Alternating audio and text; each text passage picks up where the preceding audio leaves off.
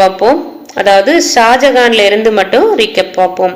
ஷாஜகான் உலகத்தின் அரசர் என்று அறியப்படுபவர் யாருன்னா ஷாஜகான். ஷாஜகானுடைய ஆட்சி காலம் 1627 இருந்து 1658.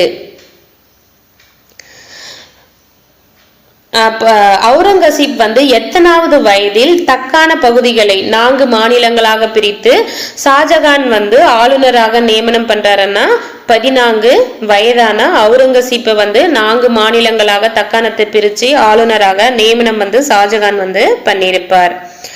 அடுத்து ஒரு வாட்டி ரீகேப் மட்டும் பார்ப்போம். பாமினி சுல்தானியம். ஸோ நிறைய பிரபுக்கள் எல்லாம் இருந்திருப்பாங்க. அதை பாமினி சுல்தானியம் அல்லது தக்கானா சுல்தானியம் அப்படின்னு சொல்லுவாங்க. கோல்கொண்டால இருந்த பிரபு யாரு அப்படின்னு பார்த்தீங்கன்னா குதிப் ஷாஹி. பிஜப்பூர்ல அடில் ஷாஹி, பெரார்ல இமத் ஷாஹி, பீடார்ல பரீத் ஷாஹி, அகமது நகர்ல பார்த்தீங்கன்னா நிஜாம் ஷாஹி ஆகிய இடங்கள் இந்த பிரபுக்கள் ஆட்சி பண்ணியிருக்காங்க. ஸோ அகமது நகர்ல யார் இருந்திருக்கான்னா நிஜாம் ஷாஹி.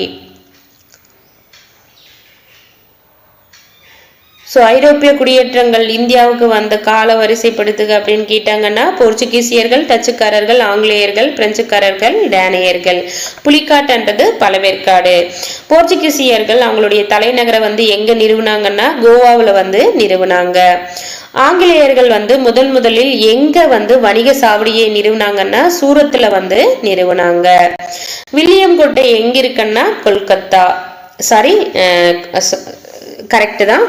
வில்லியம் கோட்டை எங்க இருக்குன்னா கொல்கத்தா. புனித ஜார்ஜ் கோட்டை எங்க இருக்குன்னா சென்னையில இருக்கு. ஷாஜகான் பாத்தீங்கன்னா பிரான்ஸ் அரசன். எந்த அரசனோட சமகாலத்தவர் அப்படின்னா 14ஆம் லூயின் சமகாலத்தவர் தான் ஷாஜகான். யாருடைய காலத்தில் முகலாய அரசருக்காக புகழ்பெற்ற மயிலாசனம் செய்யப்பட்டதுன்னா ஷாஜகான் ஆட்சி காலத்தில். பெர்னியர் எந்த நாட்டு பயணின்னா பிரெஞ்சு. தாவர்னியர் பிரெஞ்சு நாட்டு பயணி. மாண்டெல்சோ ஜெர்மன். மன். பீட்டர் முண்டி இங்கிலாந்து. மனுச்சி இத்தாலிய பயணி. இவங்கெல்லாம் ஷாஜகான் ஆட்சி காலத்துல இந்தியாவுக்கு வந்தவங்க. ஷாஜகானுடைய மூத்த மகன் யாரு? தாரா ஷிகோ. அவுரங்கசீப் ஷாஜகானின் எத்தனாவது மகன்னா 3வது மகன். அவுரங்கசீப் பாத்தீங்கன்னா வாரிசுரிமை போரில் அவர் உடன் பிறந்தவர்களான 3 பேரை வெற்றி பெற்று அரியணை ஏறி இருப்பாரு. ஷாஜகான் எப்போ இறக்குறாரு அப்படின்னு பாத்தீங்கன்னா 1666ல இறக்குறாரு. தத்துவ ஞான இளவரசர் என்று அறியப்பட்டவர் யாருன்னா தாரா ஷிகோ. அவுரங்கசீப்பினுடைய ஆட்சி காலம் 1658 இருந்து 1707. ஆலம்கீர் என்று பட்டப்பெயர் சூட்டி கொண்டு அரியணை ஏறியவர் யாருன்னா அவுரங்கசீப். ஆலம்கீர் என்பதனுடைய பொருள் உலகை வெல்பவர் அல்லது உலகை கைப்பற்றியவர்.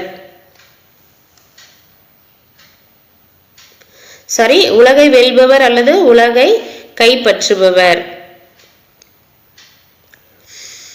அவுரங்கசீப் எந்த வருடம் காலமானார்னா 1707. அவுரங்கசீப்புக்கு எதிராக கலகம் செய்த அவுரங்கசீப்பின் மகன் யாருன்னா அக்பர்.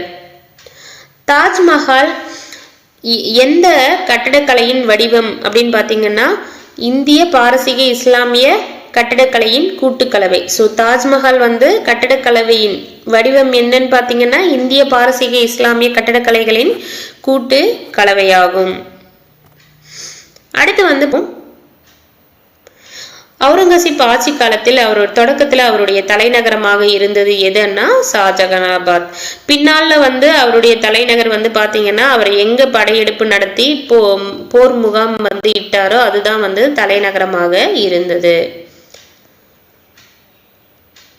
வட இந்தியாவில் அவுரங்கசீப்புக்கு எதிராக நடைபெற்ற 3 முக்கிய கிளர்ச்சிகள் பாத்தீங்கன்னா ஜாட் சத்னாமியர் சீக்கியர். தேஜ் பகதூர் என்பவர் எத்தனாவது குரு அப்படின்னு பாத்தீங்கன்னா 9வது குரு. தேஜ் பகதூர்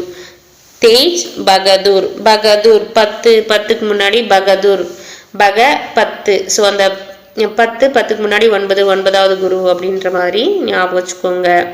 ஜிசியா வரியை மீண்டும் விதித்தவர் யாருன்னா அவுரங்கசீப். ஸோ ராணா ஜெய்சிங் வந்து பார்த்தீங்கன்னா அவுரங்கசீப்போட ஒரு அமைதி உடன்படிக்கையை வந்து கையெழுத்திட்டார். அவுரங்கசீப் வந்து தக்காணம் வந்து எப்போ வருகை புரிகிறாருன்னா 1682. அவுரங்கசீப் வந்து இறந்தது எந்த வருடம்னா 1707. கோல்கும்பாஸ் என்பது வந்து யாருடைய கல்லறை அப்படின்னு பார்த்தீங்கன்னா முகமது அடில் ஷாவின் கல்லறை. உலகின் இரண்டாவது பெரிய குவிமாடம் வந்து எதுன்னா கோல்கும்பாஸ். உலகின் முதல் பெரிய குவிமாடம் எது அப்படின்னு பார்த்தீங்கன்னா ரோமின் புனித பீட்டர் தேவாலயம். ஸோ அவுரங்கசீப் வந்து ஆட்சி பண்ணப்போ இந்தியாவில் வந்து பாருங்க கிட்டத்தட்ட தஞ்சாவூர் பாளையக்காரர் அது வரைக்கும் வந்து கைப்பற்றப்பட்டு, ஸோ மேக்சிமம் வந்து பார்த்தீங்கன்னா 90% மேலே இந்தியாவை வந்து அவருடைய ஆட்சி தான் வந்து நிகழ்ந்திருக்கு. ஸோ பாகிஸ்தான் பக்கம் அப்போல்லாம் அவருக்கு கீழே அவுரங்கசீப்பு கீழே வந்து இருந்திருக்கு. காபூல் பெஷவார் முதல் கொண்டு அவருக்கு கீழே தான் வந்து இருந்திருக்கு. ஸோ இது வரைக்கும் ஒரு வாட்டி ரீகேப் மட்டும் பார்ப்போம். கோல்கொண்டா கோட்டையை வந்து அவுரங்கசீப் எந்த வருஷம் கைப்பற்றினாருன்னா 1687. 1682 வந்து பாத்தீங்கன்னா தக்காணம் வர்றாரு. 5 வருஷம் கழிச்சு 87 வந்து கைப்பற்றாரு.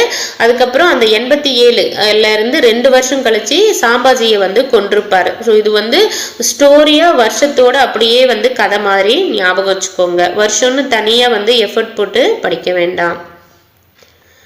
சிவாஜியை வந்து கைது செய்து வருமாறு யார் யாரை வந்து அவுரங்கசீப் அனுப்பிச்சிருப்பாருன்னா சேஷ்டகான் ஜெய்சிங். அது யார் வந்து சிவாஜியை கைது பண்ணி கூட்டு வருவார்னா ஜெய்சிங் வந்து கைது பண்ணி கூட்டு வருவாரு. ஸோ ஜெய்சிங் வந்து ஜெயிச்சிட்டாரு அப்படின்ற மாதிரி ஜெய்சிங்கை வந்து ஞாபகம் வச்சுக்கோங்க.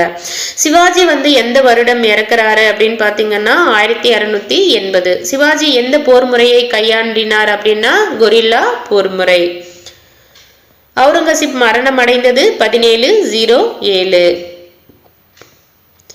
அவுரங்கசீப் வந்து 9வது குருவான தேஜ் பகதூரை வந்து கொன்றிருப்பாரு. எதனால கொன்னாருன்னா அவங்களுடைய அண்ணனான தாராஷிகோவுக்கு உதவி செஞ்சாங்கன்றதுக்காக தேஜ் பகதூரை வந்து கொலை பண்ணிட்டாரு. சீக்கிய குருவான 9வது குருவான தேஜ் பகதூரை அவுரங்கசீப் கொன்றாரு. சாம்பாஜியை அவுரங்கசீப் எந்த வருடம் கொல்றாருன்னா 1689. ஸோ 1680 வந்து சிவாஜி இறந்திருப்பாரு. 9 வருடம் கழித்து அவருடைய மகனான சாம்பாஜி வந்து கொல்லப்படுறாரு. ஜிஸ்யா வரியை மீண்டும் விதித்த முகலாய அரசர் யாருன்னா அவுரங்கசீப். ஸோ அக்பர் வந்து ஜிஸ்யா வரியை ஒழிச்சிருப்பாரு. அவுரங்கசீப் மீண்டும் அதை கொண்டு வர்றாரு. புதிய கோயில் கட்டக்கூடாது என ஆணைகள் பிறப்பித்தவர் அவுரங்கசீப். பழைய கோயில்களில் பழுதி நீக்கும் பணிகளை வந்து அனுமதிச்சாரு. ஸ்ரயஸ் சட்டத்தால் ஏற்றுக்கொள்ளப்படவில்லை என்றதுக்காக அவுரங்கசீப் வந்து எந்த வரியை வந்து நிறுத்தினார்னா அப்வாப்.